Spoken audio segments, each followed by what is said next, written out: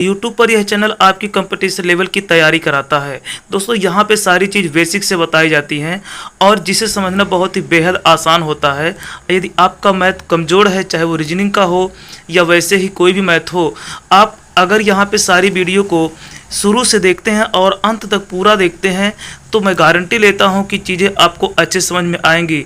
जोड़, घटाना, गुणा, भाग, घातांक, कड़ी, घन, घनमूल, वर्ग, वर्गमूल, कोई भी चीज़ हो, डिवाइड या कोई भी चीज़ हो, आप हर चीज़ यहाँ पे बेसिक से सीखेंगे। तो चलिए हम यहाँ पे वीडियो शुरू करते हैं। तो हाय दोस्तों, स्वागत है आपका इस वीडियो में। यहाँ पे इस वीडियो में हम आज जानेंगे शून्य की ताकत के बारे में, शून्य के व्यवहार क्या होते हैं, शून्य क्या कर सकता है, क्या नहीं कर सकता।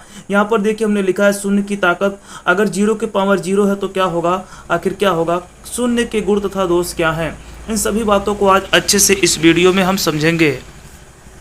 तो चलिए बिना समय गंवाए हम वीडियो शुरू करते हैं।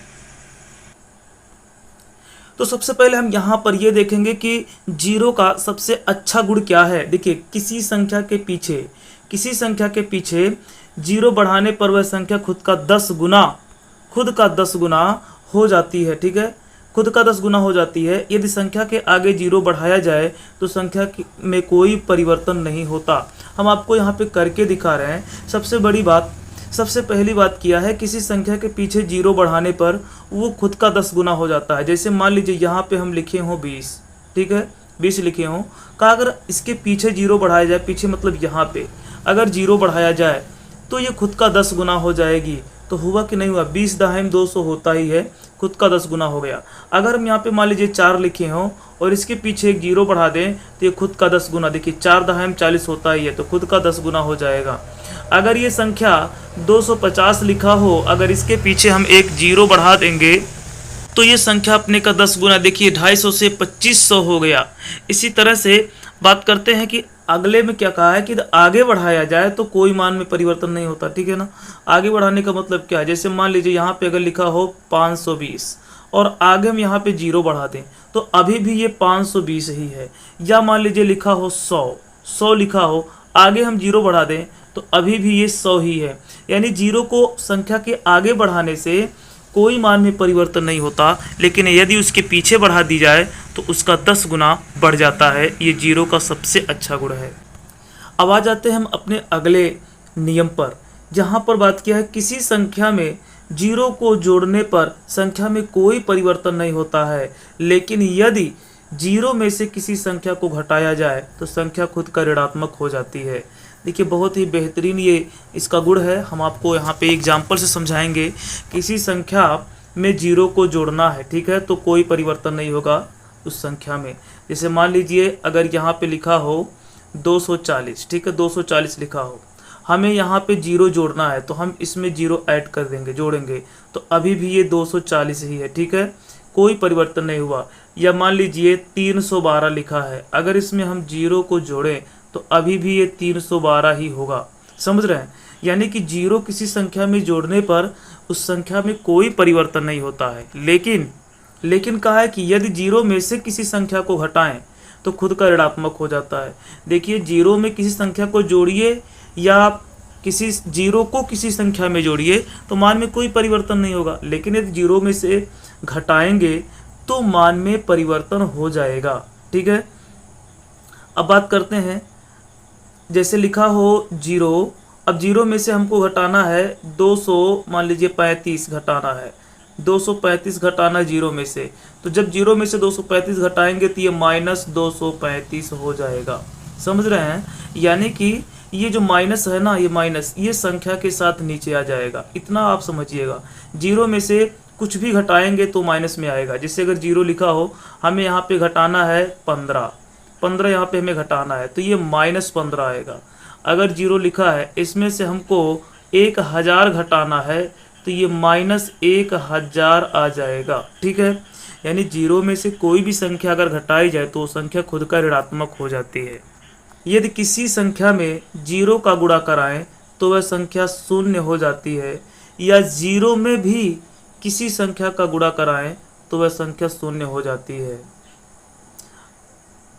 अब यहाँ पर देखिएगा, कहा है कि अगर किसी संख्या में 0 का गुणा कराएं तो वह संख्या जीरो हो जाएगी। किसी संख्या में शून्य का गुणा कराने पे ना शून्य परिणाम होता है। जैसे मान लीजिए 315 लिखा है, ठीक है ना, इसमें अगर हम जीरो का गुणा करा देना तो ये जीरो हो जाएगा, एकदम पूरा मान ही जीरो हो जाएगा। आप कैलकुलेटर से करके देख सकते हैं।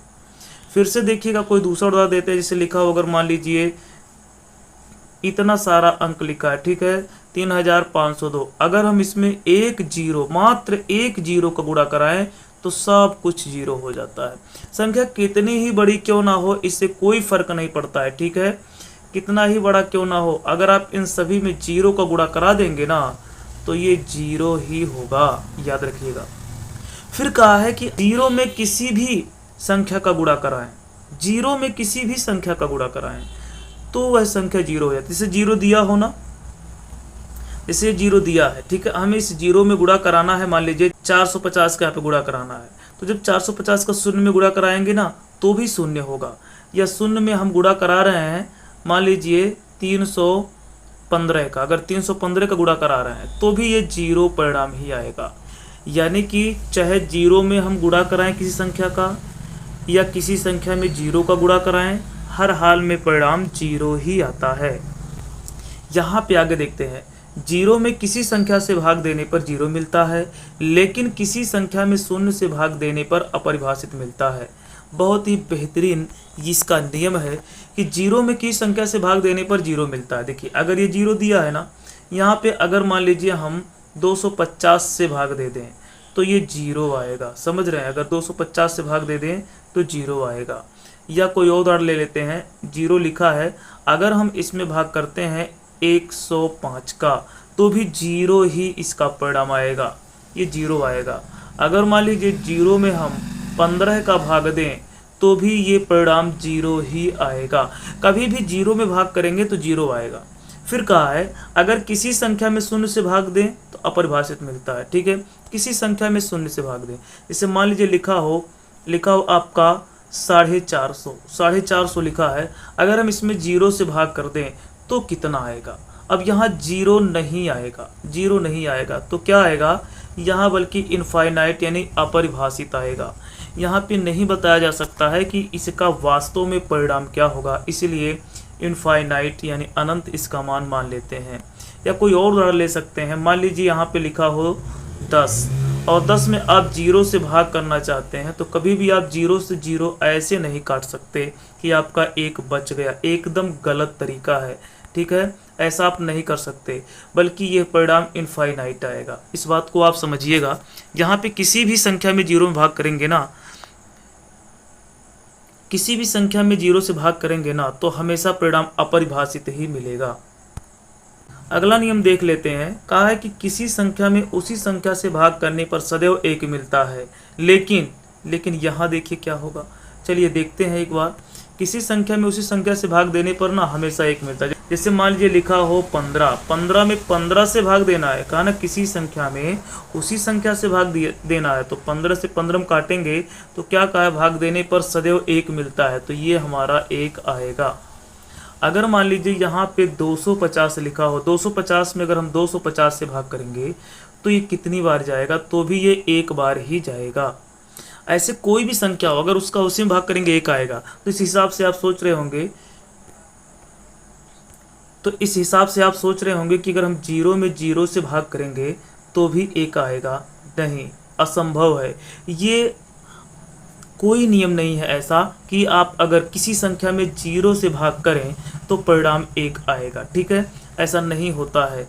अगर जीरो है और आप जीरो में जीरो से भाग करेंगे तो यहाँ पे एक नहीं लिख सकते।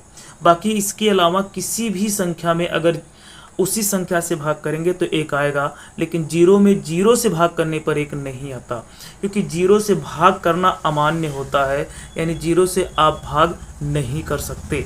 इसलिए इस बात को हमेशा याद रखिएगा। अब आगे हम शून्य के अगले नियम पर।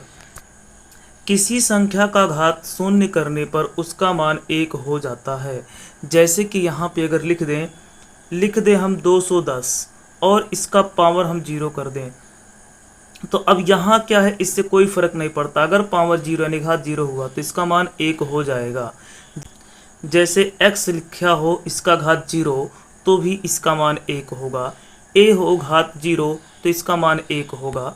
ठीक इसी तरह से हम कुछ भी ले सकते हैं, आप कोई भी संख्या ले सकते हैं, कितना ही बड़ा क्यों ना, लेकिन अगर पावर 0 करेंगे उसका मान तुरंत 1 हो जाता है। इस बात को याद रखिएगा।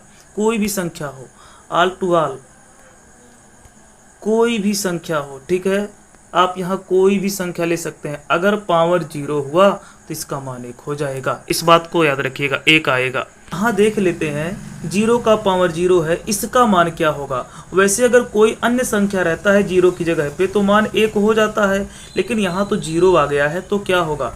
तो हम आपको बता दें एक तरह से, जैसे 0 फैक्टोरियल को पहले आप देखिएगा। ये 0 फैक्टोरियल क्या है, देखिए कंपटीशन लेवल या फिर वैसे बेसिक मैथ में ये पढ़ाया जाता है इंटर लेवल में, तो यहाँ पे 0 फैक्टोरियल का मान 1 बताया जाता है। इंटर लेवल में आप देखेंगे ना तो वहाँ 0 फैक्टोरियल का मान 1 मिलेगा। वैसे 0 फैक्टोरियल का मान 1 क्यों मिला, इसको हम 0 भी कह सकते हैं, ठीक है।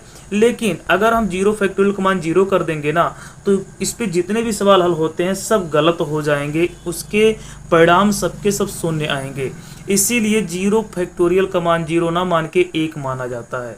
ठीक उसी तरह से अगर हम यहाँ पे 0 का पावर 0 देखें तो 0 का पावर 0 क्या है, तो अभी जो आपको नियम बताया गया कि किसी का पावर 0 करेंगे मान 1 होता है, तो इस हिसाब से तो इसका मान 1 ही होगा, ठीक है। पावर 0 है तो इसका मान 1 हो जाएगा।